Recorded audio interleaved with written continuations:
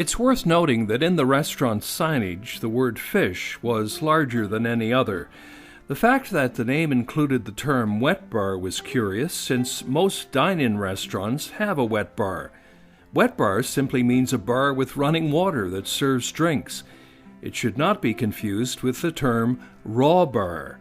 That, pardon the pun, is a very different kettle of fish.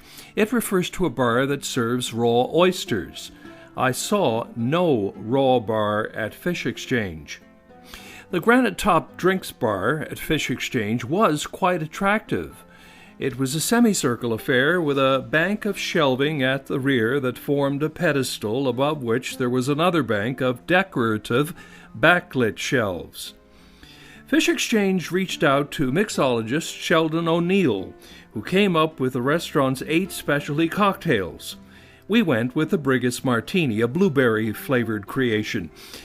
Why was it named Brigus? No doubt because the Brigus area is famous for blueberries and an annual blueberry festival.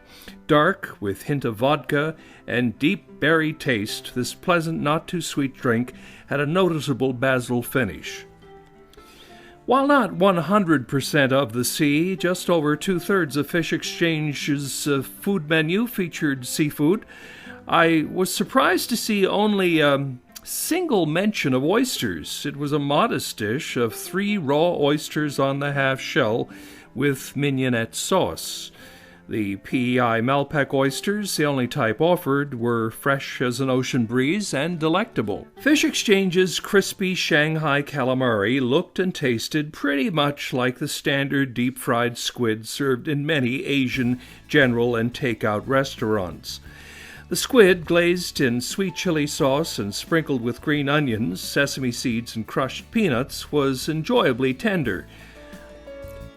Classic Lobster Bisque is an obvious choice for a seafood restaurant, especially when you have a tank full of the beady-eyed little beasts staring at you in the front entrance. Fish Exchange served a colorful bisque with a toasted crouton raft floating in the center, topped with morsels of chopped lobster. The soup was smooth as the head on a pint of draft stout. It also was buttery and rich in lobster flavor. Seared salmon has become a staple in most restaurants. I was served an almost identical dish of seared salmon at another St. John's restaurant recently, right down to the root vegetables and sun-dried tomato cream sauce employed by Fish Exchange for its version. Both were equally good, with a large cutlet of succulent farmed Atlantic salmon. Pappardelle pasta, with its extra-wide, hearty man noodles, is designed to lap up as much sauce as possible. In the case of the lobster and shrimp pappardelle at Fish Exchange, it was butter cream sauce with shrimp, pieces of lobster, and asparagus ready to be forked up as well. The dish delivered on most points, but the lobster was overcooked and stringy. And so, we have another eatery, quite a beautiful one, overlooking the harbor, and although it has not fully embraced its avowed theme, fresh seafood, it's good to know we have a restaurant at the waterfront that's trying to reflect the harbor's heritage as one of the world's famous fishing ports.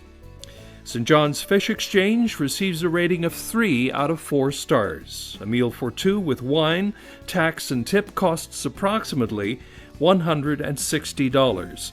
For reservations, call 739-7539.